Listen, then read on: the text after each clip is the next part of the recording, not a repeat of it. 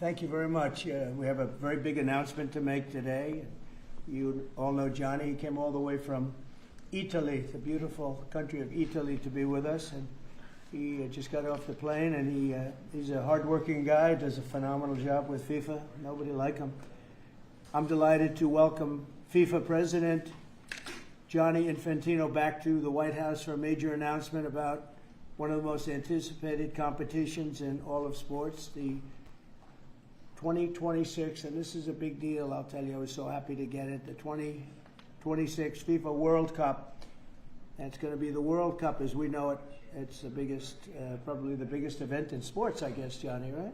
Yeah. On December 5th of this year, the 2026 FIFA World Cup draw will take place at the Kennedy Center. Some people refer to it as the Trump Kennedy Center, but we're not prepared to do that quite yet, maybe in a week or so. But right here in Washington, D.C., it's a tremendous honor to bring the global event and this incredible group of people and these unbelievable athletes, the best athletes in the world, to the cultural center of our nation's capital. I just left the Kennedy Center. We're spending a lot of money wisely on making it really beautiful. It's going to be beautiful again. It's like Washington, D.C. We had, by the way, in Washington, D.C., we have the lowest crime numbers they've had in years. Zero, it sounds like it's a horrible thing to say, but I might as well say it. Zero murders in the last week since we've done this. That's the first time in memory that that's happened, if you can believe it, how pathetic that is to have to even say it. And I'm tired of listening to these people say how safe it was before we got here. It was unsafe. It was horrible. And Mayor Bowser better get her act straight or she won't be mayor very long, because we'll take it over with the federal government, run it like it's supposed to be run. The numbers were horrible. It was a crime-infested rat hole, and they do have a lot of rats. We're getting rid of them too, and we've made a lot of progress. And it was extremely unsafe, and now it's extremely safe. We had virtually no crime. The number was down 87%, and I'm trying to figure out where was the 13%, because I don't think it existed. The National Guard has been unbelievable, and they're working with the police. And they have some very good people in there. They have some people that shouldn't be police, actually, but they have some great people there. And the Washington, D.C. is a whole different place. And, Gianni, I'm sure you'll be happy to hear that, too, actually. Oh, yes. But it's a whole different place. People are excited again. They're going out to restaurants again. That was the other thing I saw numbers, that restaurant business is down in the last week. No. Restaurant business, you can't get into a restaurant. Just really lying people. And that's why people don't understand how bad and how dishonest the press is. I saw one poll that had us at 19% favorable on what we're doing with Washington. And then I saw another one that has us 94% favorable. And I can tell you the 94% is correct. The others are fake, just fake news. They got to get their act together. So bad for our country, so sick, actually. So Washington, D.C. is really doing unbelievably well. And the Kennedy Center that we're fixing, I was just there all morning with contractors. We're making it unbelievable. It's going to be unbelievable. It's got great bones, but it needs a lot of work. The World Cup draw will set up the group stage of competition. 48 teams will play in 104 games across 16 North American cities, from Seattle to Vancouver to Atlanta to Miami. It's going to be so exciting for our country. The 2026 FIFA World Cup will be one of the largest and most complex events. This will be one of the greatest events, one of the largest. In a way, it's like Gianni said it better. It's like having many Super Bowls in a short period of time. Because each one of these games essentially is a Super Bowl. Some of them are bigger than Super Bowls, actually. But they're essentially, each one of these games is like a Super Bowl. The 2026 FIFA World Cup will be the largest, most complex set of events in sports history. And the Kennedy Center will give it a phenomenal kickoff, and we'll be involved, and they'll be working over there for quite a bit of time. We have it all set that they can stay there for the big events, the big press conferences and everything else. And they'll be in a very safe capital. That'll be nice. You don't have to worry about walking down the street, Gianni, okay? Thank you. But you could handle yourself. I could. Okay. Already FIFA is projecting 6 million loyal fans will attend the World Cup events next year, and 6 billion more are going to be watching back home, and they think the $6 billion number is going to be actually a low number. And this will drive more than $30 billion into the U.S. economy and create 185,000 American jobs in a short period of time, too.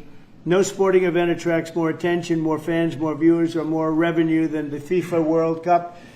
And again, I'll just say it's the World Cup, and it's the biggest thing there is in sports, and we have it. And I got it in my first administration, and I was really somewhat devastated, as devastated as I can be. I don't have time to get too devastated. I was very happy that today, as you saw, the group that does this, a government group, radical left group, announced that Trump was right, took in $4 trillion worth of tariffs, that the $4 trillion are going to reduce the deficit by numbers far greater than they ever expected or heard of. And by the way, the stock market went up 1,000 points. That was as of 10 minutes ago. I can't tell you what happened. A lot of things happened. But the stock market's up almost 1,000 points. And it's basically on the news that the release that just came out from government that the tariffs that everybody was talking about, that the whole world respects us for because of what we did. The tariffs are going to be at $4 trillion. They're going to reduce the deficit by $4 trillion, Mr. Vice President. Pretty good, sir. Too bad it's not 5, right? That's right. It's had a huge impact, and the stock market is way up. But this will drive more than $30 billion in U.S. economy and create 185,000 American jobs. No sporting event attracts more attention or more fans or anything else. And I just look forward to the draw. So we're going to have the draw, essentially, Gianni, at the Kennedy Center. Yep. And by that time, it'll be in even better shape. We're working on it. It's about a year project to make it. It'll be great. It'll be fantastic. You see the way this is looking? Look, nice. I can't tell you how much that gold costs. A lot of money. There's nothing like gold, and there's nothing like solid gold. But this beautiful office needed it. It had to be representative. When we took it over, it was dirty, not clean. I immediately changed the chair and had this beautiful desk renovated and brought out by the White House. People that do this, they did a great job. We sent it out. We have a craftsman who's great. But this was not appropriate for the Oval Office when I took over. And now you look at all those paintings you're allowed to turn back. All of these are great presidents, and they were all in the vaults. They were in vaults for some cases much more than 100 years, and now they're proudly hanging on the Oval Office walls. And I can't imagine anybody changing it. But they were buried in vaults for over 100 years, many of them. So it's very exciting. People come in, they really love it. They love what we're doing here. They love what we're doing in D.C., and they love what we're doing, most importantly, in the country and the world. I'd like to ask Gianni to say a few words. He's the head of the whole thing. He's been there for a long time, probably the most respected man in sports. He's amazing, actually. Works very hard, and he's got the biggest event in the world coming right here to the United States. And a little, we did a little for Canada. We did a little for Mexico. We thought, see, I'm a good citizen. I said, let them have a little piece. So we gave a little to Canada. See how nice I am? And we gave a little bit to Mexico. And Gianni, please say a few words. Thank you, President.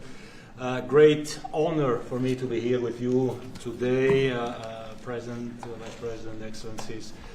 Fantastic to announce what you said, which is the final draw of the FIFA World Cup on the 5th of December here in the Capitol, in the Kennedy Center in Washington, D.C. at 12 noon sharp. It will be broadcast live all over the world. 1 billion viewers will watch it, and it will determine, of course, the match schedule, which 48 participating teams will play. You said it, 104 matches in 1 month, 104 Super Bowls. This is not just the biggest, the greatest event, not just a sports event, it's a social event as well, with a lot of emotion. We are uniting the world, Mr. President, uniting the world here in America, and we are very proud of that.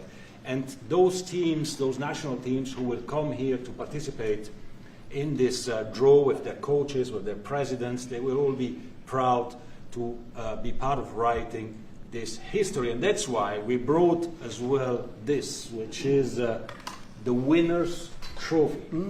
It is the trophy that the winner of the FIFA World Cup wins. Only the FIFA president, presidents of countries, and then those who win can touch it, because it's for winners only. And since you are a winner, of course, you can as well touch it. It's pretty heavy. Yeah. It's the winner trophy. The last one who lifted that is Leo Messi. Lionel Messi of Argentina, and here it is in the Oval Office in the White House. Can I keep it? For you? Well, you can keep We're not it giving until the it World back. Cup. We're not giving it back. That's serious. Oh, that, It fits well. that goes very well in the wall right over there. We'll put it right below the angels. It fits well here. That's beautiful. Yeah, You can that's, keep it until we have to give it to the next winner. That's fine. That's a beautiful piece of gold, I will say. That's beautiful. Yeah. So 6 billion viewers for the World Cup, 6 million coming to the matches, 30 billion economic impact, 185,000 jobs. This will be absolutely fantastic. The biggest event ever, and everything will start here in Washington, D.C. at the Kennedy Center, or the Trump Kennedy Center. We'll see that, how it will be called, on the 5th of September at noon sharp. 5th of December, noon sharp. Then, if I may... Will Mr. they be President, doing most of the draws, all of the draws at the Kennedy? How are you going to do that? Yes, we'll do that at the Kennedy Center. We'll do all the other meetings around it with the coaches, with the broadcasters, with the sponsors, everything at the Kennedy Center. The whole World Cup starts, and everyone will be happy because everyone has qualified for the World Cup and they didn't yet play a game, so they didn't lose yet a game. So they all think they can become world champion, right? They'll all be happy. Exactly. Now, by the way, an example, supposing we had a week ago when everybody was being killed and mugged and everything else, despite the phony numbers that were given out, that it was getting better. Brian, do you believe it was getting better or getting worse? Oh, the crime was getting worse. I mean, I was robbed. It was getting They way went worse. after you. How did the other guy come out? Well, he came out with my briefcase. Yeah. So, Robert 1, Brian 0. No, but can you imagine you do this and then you start hearing that they had a 20-year reduction of crime. It's worse. It was worse during the Biden administration than anybody's ever imagined possible. And I guarantee you he wouldn't be here if those numbers continued. But now we have total safety. We have total security. And for the border, in 3 months, 0 people. These are done by liberal people that do these charts. 0 people came through our border in the last 90 days. Can you believe it? 0. Last year we had millions of people coming in. And they came in from the wrong locations. They came in a lot of people that shouldn't be here. So now when we have this event in December, it's going to be very safe. Johnny, you can walk down the street with your beautiful wife. yeah. You can take her to dinner if you can get a reservation, which I doubt. But they're all full, the restaurants. I know. They're all full.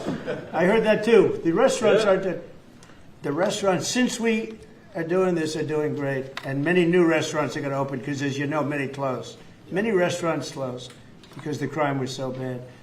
This will be one of the safest places anywhere on earth. So, you know, I really am honored that the National Guard has done such an incredible job working with the police. And we haven't had to bring in the regular military, which we're willing to do if we have to. And after we do this, we'll go to another location and we'll make it safe also. We're going to make our country very safe. We're going to make our cities very, very safe. Chicago's a mess. You have an incompetent mayor, grossly incompetent. And we'll straighten that one out probably next. That'll be our next one after this. And it won't even be tough. And the people in Chicago, Mr. Vice President, are screaming for us to come. They're wearing red hats, just like this one. But they're wearing red hats. African-American ladies, beautiful ladies, are saying, please, President Trump, come to Chicago. Please. I did great with the black vote, as you know, and they want something to happen. So I think Chicago will be our next, and then we'll help with New York. We're going to help with, and I think a lot of these people that you see on television, they're including the people in this audience. They'll say bad things about me, and then they'll say, "Thank God he's here," because half of them got mugged, and they don't want to get mugged again. But they work for they work for stupid people that are radical left. And they're made to do things and say things that they don't want to be saying. But the people right here are all happy because you're not going to be mugged in Washington, D.C. anymore. I just want to say Johnny's been my friend for a long time. He's an incredible guy. And we will lay out the red carpet. Andrew, you're going to be fantastic. Rick is going to be everything Rick ever touched has always worked out. And he's working with me on the Kennedy Center. and his very good friend was an actor on Broadway for 5 years, right? And I assume he's helping us a little bit, right? Yes. And Andrew, you're all excited about it? Absolutely. Would you like to say something? This is a great opportunity, Mr. President, to show off the first 250 years of the United States of America, the greatness and then the hope and promise of the next 250 years. When you think this World Cup is going to be over our 250th birthday, Mr. President, your leadership, obviously, with FIFA leading the way, this is the largest sporting event in the history of the world under the Trump administration. So very excited. I just want to say one thing. Andrew Giuliani, so his father is Rudy, the greatest mayor in the history of New York, I think by far. He took a ravaged city, a city that was really under siege. Probably most people thought it was going to survive. He turned it around. He was a great, great mayor. And then they treated him very, very unfairly. You go back and tell your father all of the things that have come out over the last couple of months through Tulsi and through all of the people, Cash, everybody. They've proven your father 100% correct. His father was treated so unfairly. Your father has been 100% correct. And tell him we all love him, okay? Thank you, Mr. President. He's been amazing. What he had to go through was very, very unfair. Nasty. These are bad people. Mr. Vice President, would you like to say something? Well, sure, Mr. President. Thank you, and thanks to Gianni for being here. We're very thrilled about the World Cup. Just to echo something the President said about crime in Washington, D.C., this is the national capital of the greatest nation in the world, and we had murder rates just a few weeks ago that rivaled some of the worst third world cities anywhere, even in very, very poor regions of the world. Why did we accept that? Why did we allow it to happen? We allowed it to happen because we had broken leadership in Washington, D.C., and unfortunately sitting behind the Resolute desk. What we have shown in just under 2 weeks of taking law enforcement seriously is that the American people can have their streets back if their leadership is willing to put in the time and the resources. Mr. President, you've shown in Washington, D.C. that we can have safe streets again. We've just got to have the political willpower to focus on the bad guys and to give the American people back their communities. We are focused on doing that thanks to the President's leadership. Thank you. And that's a really very small percentage. It's 2%, 3%, but that 2% and 3% wreaks just havoc throughout a community. People are petrified, and I know there's a couple of the women in the back are shaking their head, yes, yes, yes. I won't report who you are because you'll end up losing your jobs, but it's true. It's amazing, and the police, and you look at the D.C. National Guard. I saw pictures of them last night getting off vans and all. And I saw some bad ones running, but they're not running so much anymore. They're not there. They're just not even. They're not even trying. You're totally safe. Now there'll be something happening sometime. I don't know. Maybe it won't be for a long time. But this was every night would get reports of people being mugged and killed. There's one woman on television last night. She had a badly busted up nose, and she said, "Well, I like our streets the way they used to be," and she thinks it's going to happen like by doing nothing. And they say, "What happened to your nose?" She got slugged by a guy walking down the street. Slugged. Her nose will never be the same, I guarantee you, unless it takes a pretty good turn. She wasn't really for us. But she sort of said, well, maybe something has to happen. Before this happened to me, she got whacked. And I don't think she'll ever be the same. She was a half a Trump fan, a woman that would have never been a Trump fan, but she was hit hard. It's not going to happen anymore. Not going to happen anymore. But then we're going to beautify the city too. That's where I was today at Kennedy Center. And we're going to beautify the city like it has it. And we're working with Clark Construction, the biggest construction company in Chicago, and in Washington. And the head of Clark is great. He's all over the world, actually. But Washington, I would say, is their home. That's where they do the best work, the biggest work. And they've been doing a fantastic job. So you're going to have a fantastic, clean, beautiful place. It's going to be better than it ever was before, literally better than it ever was before. We'll get it done very quickly. And I want to thank Clark because they're doing a lot of work in a lot of different locations, but they've been fantastic for getting us the right contractors and the people that can really do the job right. And Gianni, did you want to say something? Yes, one more thing, because as you rightly say, with security and beautifying cities and the whole country, we want people to come and enjoy and have fun. And that's why this is not just the most iconic trophy in the world of sport, but we start on the 10th of September the sale of tickets for the FIFA World Cup. And we have the first ticket here for the final. Good. Wow. For you. Oh, good. Wow. It's, of course, row 1, seat 1. It's ticket number 45, 47. And it's for the final in New York, New Jersey. That's great. Thank you, Gianni. And so you have your ticket already for the final. All the others, 10th of September, start getting your tickets. That's beautiful. Yeah. 6.5, 7 million tickets. Fans will enjoy You the do records. security here. Will be fantastic. You're going to do record business, I think. 100%. Christy, would you like to say something? Yeah, Mr. President, millions of people will come to this country, and we'll make sure they get their travel documents, their visas, that they want to come here and spend their money and enjoy this sporting event. It'll be the largest event in the world. And sir, you're reminding me of something that my dad used to say all the time when I was growing up. He would say, Christy, you kids need to look like you respect yourself before anybody's going to respect you. And in this country, when people look at our streets, when they look at our capital, you're bringing respect back to this city. And people will respect our country more because it's safe, it's clean, it's beautiful. And what you're doing is transforming this nation by making sure that our laws are upheld. And millions of people are going to come and be able to enjoy it next year, and I'm excited about that. Thank you for doing that. Well, our country is respected again. And a year ago, we had a dead country. I'm telling you, it was a dead country. It was a country that had lost its way. It was a country that was going to fail.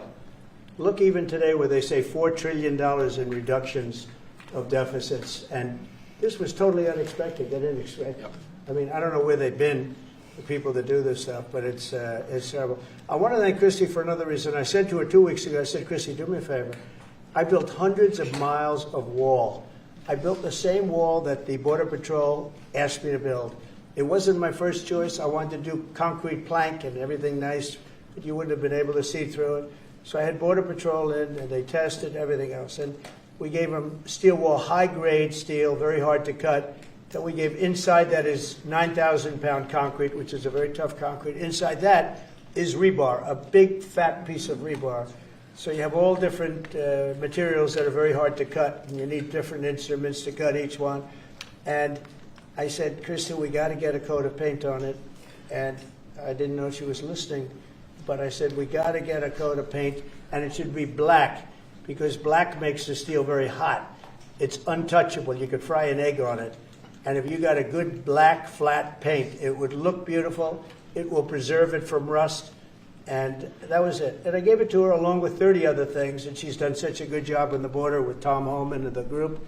Tom Homan's a fantastic guy, what the job he does, and the way they work together. So I turned on last night, and I see Christie's painting the wall. And it looked beautiful, by the way, when that paint went over there. And it's hot. It's hot. Yes, it is. It's hot. If it's white, it's not hot. If it's black, it's going to be very hard to climb that sucker. It's not going to be easy. But it's black and a high-quality black. You know, it really looked good. Yeah, we got Is the that going to paint be you a told us two-coat to. job or a one-coat? No, just one coat. One coat. We Good. used the paint you told me to buy. Yep. The Yep. two-coat will take place in 3 years from now, right? We'll do the second coat. But it looks beautiful. But thank you very much. I didn't know you were listening to that, Absolutely. because I'm we always talked about 7 different subjects, and all of a sudden I see her out there painting with a lot of painters and everything else. But it was a beautiful thing to say. Yep.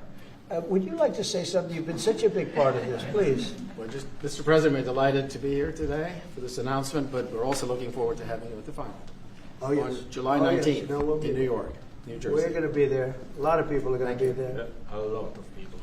I'd like to thank you all. Do you have any questions on FIFA, first of all? It's going to be a big event at the KA Center. Do you intend to take part in it? Will you have a part to play on December 5th? I may play. I mean, I see the money that these soccer players, we call it soccer, but I see the money that these soccer players are making. I may try and play. I'm a very good athlete. My son is a very good athlete, and he's a good soccer player. He's on the tall side for soccer. Yeah. He's 6'9".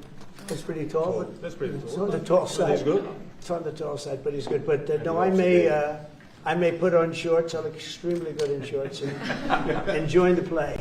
No, it's going to be a lot of fun. It's going to be great. Many foreigners who want to come to attend the event are concerned about the visa situation. Can you reassure them? Yeah, and they're going to have a very easy time getting in. Certain countries are going to be very, very easy, and other countries are going to be obviously a little bit more difficult. Would you like to explain that, Kristen? Yeah, absolutely. We have a process set up that we'll be implementing on getting visas approved. Everybody will be thoroughly vetted, but they'll be welcome to this country. It'll happen quickly, and we're excited for them to come. So I would hope that around the world people know that the United States is excited to bring their family here to enjoy this event. America welcomes the world. Yes. And I can really, from the collaboration that we have, testify for that, absolutely. And I just sent a picture from somebody that wants to be there very badly. He's been very respectful of me and of our country, but not so respectful of others. But he'll, I'm going to sign this for him, but I was sent one, and I thought you'd all like to see it. That's a man named Vladimir Putin, who I believe will be coming, depending on what happens. He may be coming, and he may not, depending on what happens. We have a lot of things happening over the next couple of weeks. So, but I thought it was a nice picture of him. Okay of me, but nice of him. So that was very nice that it was sent to me. Okay? Mr. President. On that subject, have you talked to Vladimir Putin about the fact that yesterday a big U.S. factory was hit in a Russian airstrike in Ukraine? What's your reaction to that? I told him I'm not happy about it. And I'm not happy about anything having to do with that war. I settled 7 wars, and actually, if you think about pre-wars, add 3 more, so it would be 10. I thought this would be in the middle of the pack in terms of difficulty. No, I'm not happy about anything about that war. Nothing. Not happy at all. We'll see what happens. I think over the next 2 weeks we're going to find out which way it's going to go. And I better be very happy. How long are you willing to wait, A Mr. very good President? call with Prime Minister Carney of Canada yesterday morning. Yes. Actually, Canada is taking away some retaliatory tariffs. He's so- removing his tariffs, yeah. Exactly. He's removing his retaliatory tariffs, which I thought was nice. And we're going to have another call soon. Okay. Yeah, we had a very good call. You're getting closer towards an Well, I agreement like 'em. country. I like them. You know, look, I'm fighting for the United States. Canada and Mexico have taken a lot of our business over the years, over 25, 30 years, especially during the Biden years. They took a lot of our business, and it's basically all coming back into the United States now. We're hot as a pistol, and it's coming back in. Because of tariffs and the incentives we give, it's coming back. And it's impossible, I think, for another country to stop it. And we are working on something. We want to be very good to Canada. I like Carney a lot. I think he's a good person. And we had a very good talk yesterday. So I think it'll be good. Mr. President, I have a question about the search of Ambassador Bolton's home. The Vice President recently just did an interview saying that it's about classified documents, but that there's also broad concern about him. What are the concerns Well, that I you haven't have? spoken to Pam and the group yet, but I will be. I saw that just like everybody else. I try and stay out of that stuff. I'm allowed to be, and I'm chief law enforcement officer, believe it or not. You know, I don't like to go around saying that, but I am. That's the position. But I purposely don't want to really get involved in it. I'm not a fan of John Bolton. I thought he was a sleazebag, actually. And he suffers major Trump derangement syndrome, but so do a lot of people, and they're not being affected by anything we do. I don't know anything about it. I just saw that. I'll find out about it. But if you believe the news, which I do, I guess his house was raided today. But my house was raided also, called Mar-a-Lago. They went through everything they could, including my young son's room and my wife's area. They went through her drawers, as the expression goes. They went through everything you can imagine. And when she came back, she said, she's very neat, you know, she's meticulous. And she looked and she said, whoa, this wasn't the way that she had it. So, you know, so I know the feeling. It's not a good feeling. Thank you. Mr. President, on Ukraine, how long will you give Putin A couple of and weeks. We're going to figure it out. We'll find it. Do you think you'll have to intervene at some point? Look, it takes 2 to tango. You understand that. I wanted to have a meeting with those 2. I could have been at the meeting, but a lot of people think that nothing's going to come out of that meeting. You have to be there. Maybe that's true. Maybe it's not. But we're going to see. In the meantime, people continue to die. But I've solved 7 of them where they were in wars for 31, 35, and 37 years. We had 3 of them that were for more than 30 years, Johnny, and I got them solved. And we solved one that could have been a nuclear war with India and Pakistan. That was getting ready to be a nuclear war. I solved them all. And this one, I thought we would have had it done by now, but it's more difficult. There's a lot of anger, a lot of hatred. There's a tremendous amount of hatred there. So. But we'll see what happens. I think in 2 weeks we'll know which way I'm going. Because I'm going to go one way or the other. And they'll learn which way I'm going. Mr. President, if I got 2 questions for you, one on FIFA, the other one on DC. Can you talk about the economic impact that FIFA will have in these cities, and what's your message to the mayors to get their cities prepared, not only the beautification process, but also the safety aspect? Well, Los Angeles is an example. You know, it's poorly run. We have a mayor there that can't even get permits to the people that lost their houses. Lee Zeldin got every permit. The hardest permit is the federal permit. Within 20 days, every single permit was there for the people to build their houses. But people are writing us and they're saying they won't give us. The mayor is incompetent. The governor is incompetent. You know, Gavin. I know Gavin very well. He's an incompetent guy with a good line of bullshit. And he doesn't get the job done. And frankly, those people want to build their houses. It's terrible. They could have been built. Some of them could have been built already. But think of it, the federal government that has the most complex part, it's the most complex environmental thing to do. We got it, everybody had it within 30 days. And they're not even close to getting their permits. And now they're talking about taking some of those sites and building low-income housing on them. These are high-end neighborhoods. And I'm all for low-income housing. I built a lot of low-income housing. I know all about 236. I know every program that there is in the government. I used every one of them. I know more about low-income housing than probably almost anybody. And it's great. It's fine. It's wonderful. But you don't build it in Pacific Palisades. You don't build it there, and you don't build it in the other areas that burn down. So they're talking about putting up low-income housing. And you talk about riots. They're going to have riots if that happens because you're taking the people's property away. They want to build their houses, and they're unable to get permits from the mayor and from the governor. And that's a terrible thing. But and let me tell you, if I didn't send in the troops in Los Angeles, Gianni wouldn't be in Los Angeles. You wouldn't be having your World Cup there. I sent in the troops, and we kept it. And even the police commissioner, the sheriff, and the police commissioner, they all said the same thing. They said, we could have never handled what was happening. You saw that. You were there. He said, we could have never handled what was happening. And then you hear Gavin Newsom. After it's all quelled, you hear Newsom get up and said, we could have done this for ourselves. No, they couldn't have. And if they could have, I wouldn't have taken the chance either. Okay, my second question is on crime prevention. Would you be open to expanding the national concealed carry to apply to D.C. like it does in other states like Texas? Yeah. Well, they have it in some states, and they feel strongly about it. As you know, I'm in favor of it. People have to protect themselves. I'm a Second Amendment person, very simply. People have to be able to protect themselves. Especially like in Washington, you walk down the street, a guy comes up and slugs you. He's got a pistol in his hand. You can be tough, you can be in great shape, you can be a powerful person, or you can be a guy that weighs 100 pounds with a gun in your hand. Right. And I'll bet on the guy with a gun 100% of the time, right? And so you need protection. So I'm a Second Amendment person all the way. Yeah, please. President Trump, you said this morning that you were working with Congress to get $2 billion to help clean up DC. Have you had any conversations with Mike Johnson and John Thune about where they're going to get that money from? Which money? You said this morning that you're going to get $2 billion from Congress to help clean up Yeah, DC. I've spoken to Mike Johnson. I've spoken to John Thune, the Senate, the House. And I think it's going to be very easy to get. It's going to be not a lot of money.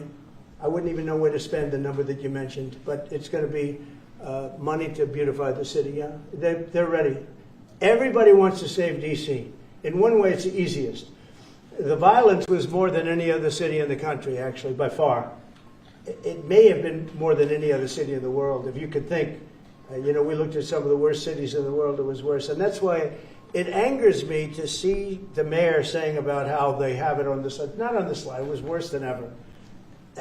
We have no problem getting that money. That money will come out of Congress. I think it'll be even bipartisan. And is the plan I would imagine Democrats would vote for that one. Is the plan to get it before the September 30 spending deadline on the Hill? Well, I don't know if there is a deadline, because if I declare a national emergency, which this was, that ends the deadline.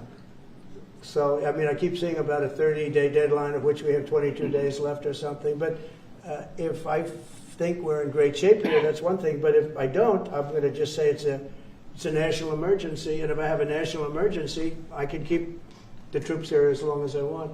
If people are not going to want to have the troops, and 30 days, you know, it's one thing to get them out. It's another thing to keep them out for a long period of time. You've got to train people. You can't do this. You can't bop people over the head. And a lot of those people are in courts right now, going to court. They're going to go to jail for a long time. So that's going to take more than 30 days. But if I have to, I'll declare a national emergency, which I don't think I have to do. Yeah. Mr. President, Ukraine and Russia, you said in 2 weeks you'll know whether you go. Yeah, I think I'll know. I think I'll know the attitude of Russia and, frankly, of Ukraine. It takes two. What are the 2 ways you can go at the end of 2 weeks then? Well, then I'm going to make a decision as to what we do. And it's going to be a very important decision. And that's whether or not it's massive sanctions or massive tariffs or both. Or do we do nothing and say it's your fight?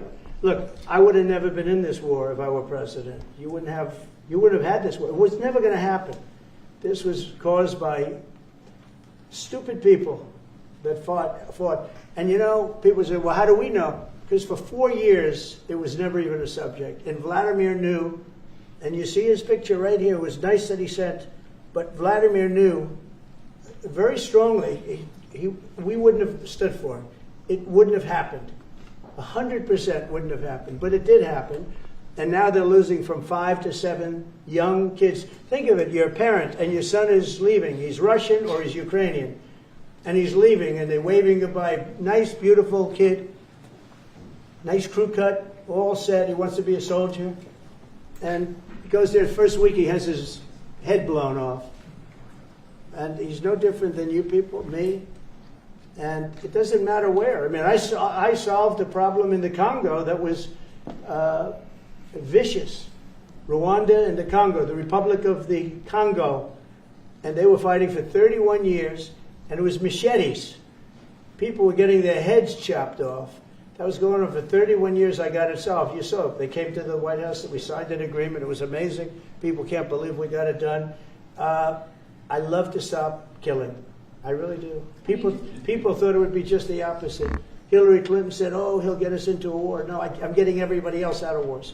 Are you saying there's a real possibility then that you do nothing if Putin doesn't come to the table for a ceasefire? I'll see whose fault it is. If there are reasons why, I'll understand that. I know exactly what I'm doing. We're going to see whether or not they have a meeting. That'll be interesting to see. And if they don't, why didn't they have a meeting? Because I told them to have a meeting.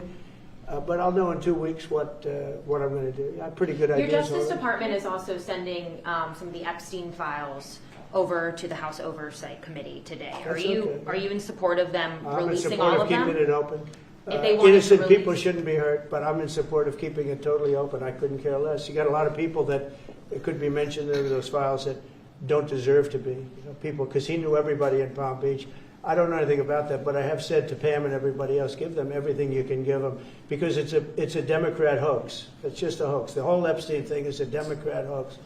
So we had the greatest 6 months, 7 months in the history of the presidency, and the Democrats don't know what to do, so they keep bringing up that stuff. But it affected them. Bill Clinton was on his plane and went to the island supposedly 28 times. I don't want to bring that up, frankly. You have Larry, whatever his name is, Summers, the head of Harvard, who was Jeffrey Epstein's best friend. Nobody ever talks about that. I mean, but I don't want to hurt Larry Summers, but he was best friends with Jeffrey Epstein. No, this is a Democratic hoax to try and get the significance of what we've done over the past 7 months. Nobody's ever seen anything like it. They say it's #1 in history. What we've done, including stopping 7 wars. I mean, just include that. And now you look at the stock market today. It's way up to start off with from where I took it. And this market was going to crash. If Joe Biden or Kamala were president, this market we would have had a crash like in 1929. You're not going to have that. It's only a question of how high is it going to go. You know, I had the strongest economy in the history of our country. And despite COVID, We had the strongest economy in the history of our country, and we're going to blow it away this time. I was always good at making a lot of money, and whether it was for myself or whether it was, I like doing it this way better. I mean, I like making it for the country. Our country's been ripped off by friend and foe, nations all over the world ripped off, and the friends have been much worse than the foes for the most part. And they're not ripping us off. We just signed a deal with the European Union. They're paying us essentially $950 billion, like a signing fee. They're going to buy $750 billion worth of energy. They weren't buying much of our energy there. And they're very smart in doing it. And as you know, Ursula was here a couple of days ago having to do with the people, the leaders that we had a great, people said they've never seen anything like it, where we had the leaders of Europe right here in the Oval Office. And she's so happy that she has an agreement. But people aren't ripping us anymore.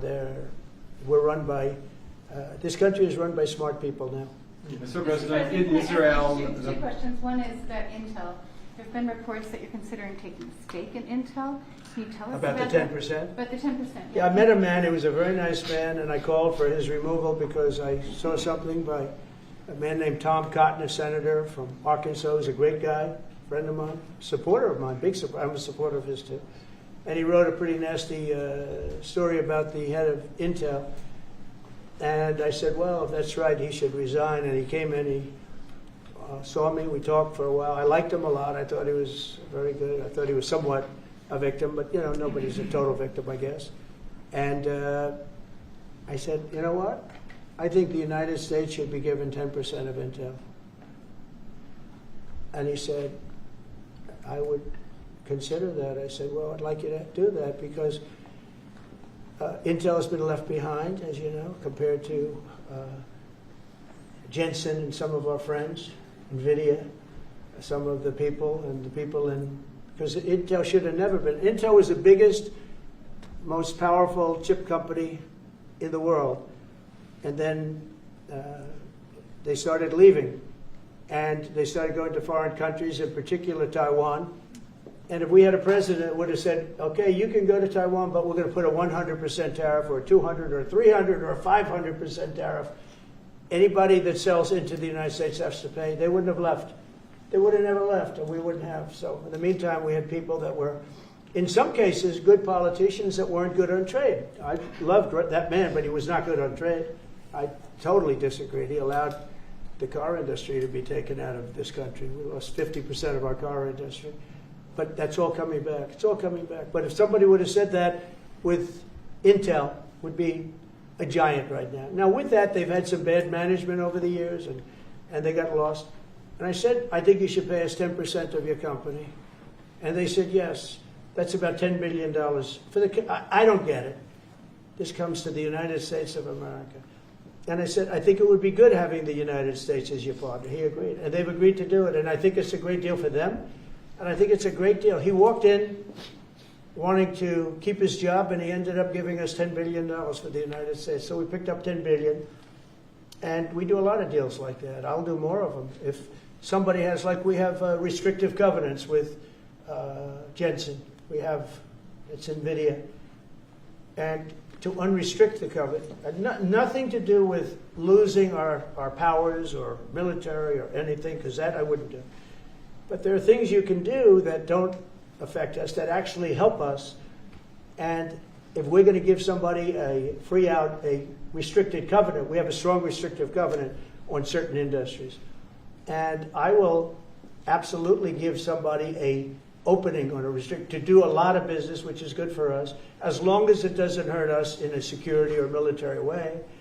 And if I do that, I think the country should be paid, because anybody else, I have it in real estate where I'll have a deal with somebody and I'll have them restrictive covenant. Then they'll come back and they'll say, I'd love to be able to build over here, but I'm not allowed to because you have me covered, you have me restricted. I say, I'll let you build over there, but pay me a lot of money. No different. But the country never did it because the country was run by foolish people. Mr. President, on DC crime, you said Chicago might be next. Chicago might be next. Are you making, have there been concrete steps that the administration is taking to do that? I or what are other cities as well? I haven't spoken to the mayor. He's grossly incompetent. I haven't spoken to the mayor. No. When we're ready, we'll go in and we'll straighten out Chicago, just like we did D.C. Chicago is very dangerous, great place. I built great stuff there. I have the most beautiful building in Chicago, I think. But I hate to see what's happened to Chicago. Chicago was our greatest city, actually. Bob Tisch, a great friend of mine, passed away. He used to own the Giants and very successful Lowe's. He said Chicago, I think they had their main office in Chicago. He said Chicago and San Francisco, the two greatest cities in the world. Now you look at what the Democrats have done to San Francisco. They've destroyed it. I own a big chunk of the Bank of America building in San Francisco. And, you know, it's just different. We can clean that up, too. We'll clean that one up, too. No, if everything works out, and we've already had calls from other cities, quiet calls from Democrats. We'd love you to come here, because they've lost control of their cities. I'm not going to say, because I don't want them to lose their elections. But we've had calls from Democrats and calls from people generally. We'd love you to come here, because we'll straighten out the problem. Mr. President, in Israel, the families of hostages are are opposed to the reoccupying of Gaza. Why is the U.S. still Well, not supporting all of them. And you have to understand, I'm the one that got all of the hostages out. You got a lot of people out. If it wasn't for me, they wouldn't be out. I worked with Bibi and I worked with Steve Witkoff. But if it wasn't for me, you would have all these hostages would most likely be dead right now, every one of them. So they all come up here. They come in groups of 10, 12, 13, and many of them, and I've gotten to know a lot of them. They're great people. What they had to go through is incredible. But so now they have 20, but the 20 is actually probably not 20 because a couple maybe aren't around any longer. It's a terrible thing. No, I don't like anymore. I said, you know, when you get down to 20, they're not going to make deals anymore. And they didn't. And then I put out a statement, as you know, there was a tough statement, go in and get them. And they said, we'll give you 10, we'll give you 10. I don't know what Israel's doing, but they were willing now immediately to give us another 10. The situation has to end. It's extortion and it has to end. And we'll see what happens. I actually think they're safer in many ways if you went in and you really went in fast and you did it. And people can't forget October 7th, remember that. I'm friendly with all groups. I won the Arab vote in Michigan. I did so great with the Arab vote, remember? I started off at 0, I ended up winning. I wouldn't say the candidate was the greatest, but I would have won against anybody. They're great people. But we have to do things properly. And you know, I'm very proud to say I got the hostages out. You have hundreds of people that are living now because of me. And now we have that final little group of people. And Hamas knows that if they give them, that's probably the end of their lives. So it's not easy to get. And I know if you're a parent, you just don't care. You want, I want my baby back. They want their babies back. They want their kids back. And I understand it. But I got them out and did a good job. And we're doing everything we can to get the hostages out. Thank you all very much. Yes? So Jackson Hole, Jay Powell today said he suggested that they might cut interest rates, but they'd have to proceed. Well, we call him too late for a reason. He should have cut him a year ago. He's too late. You know, we have a stock market that's up 1,000 points today. I better be careful because I go out there and I'll see it's down 1,000, right? But it's up 1,000 points when I came in here. We have a country that the market's the hottest it's ever been. The country is better than it's ever been. We have a military that I rebuilt largely in my first term. We had a great, successful first term, but this is going to be even better. But we rebuilt it. We gave a lot of it away to Afghanistan, but relatively small compared to the overall. But I think it was the most embarrassing day and period in the history of our country that they allowed those 13 wonderful people, but it's really hundreds of people were killed. And they don't talk about the 48 that were so severely wounded with no legs, no arms, nobody ever mentions them except me. But that was the worst day, the most, it just showed how incompetent. Frankly, if that didn't happen, I really believe that you might not have had the problem with Russia. I think Putin was sitting there watching these stupid people running our country and said, this is a time to invade. It's, this is a time. And then Biden made the statement, well, he can do a small incursion. When he said that, it was off to the races, right? When he said he can do a small incursion, remember that? I was surprised he knew the word incursion. I didn't think he had that good of a vocabulary. I want to thank everybody. It's very important to me and to everybody up here, the World Cup. And Gianni has been so incredible. I mean, he's really a great leader. I mean, to think, I said, Gianni, do it by phone. You don't have to come. No, he said, I'll come. and he flew all night long to be here and listen to this about how great we're doing in D.C. But he's a fantastic leader, and this will be your most successful World Cup ever. Thank you, John. Thank you so Being much. America will win. Yeah, can we win it, Mr. President? I don't know. That's You got an I automatic watch bid. some of those teams go around. They go down that field. I don't know. But let me ask you: what chance does America have of winning? Well, the home team always has a good chance to win. It depends See, how he's it a good starts. diplomat. No, but it has some good Well, we have a players. shot. We have a- yeah, we yeah, have of a- course. Of course, you have a chance. You have a Will chance. Barrett be going to any of the games, Mr. President? I'd love to have him. He'd love to. He's very tall. Maybe we can make him a goalie. Right? The goalies are very tall now, right? I Yeah, know. goalies are very tall. The goalies, well, he'd be a perfect goalie. At his, 100%. at his height, he'll be a great Yeah, goalie. exactly. So we'll put him on the American team. Yeah. No, but The do goal. the Americans have a chance of like getting into the quarterfinals? Yes, right? definitely. No, Yeah. the quarterfinal definitely. But then, as the tournament goes on with the public, 250 years of United States. Let's not forget, they will all feel energized about that. It's amazing. The talent is really great when you watch these things. I went to the game 2 weeks ago, and it was a big upset. But you look at these people; the way they pass it.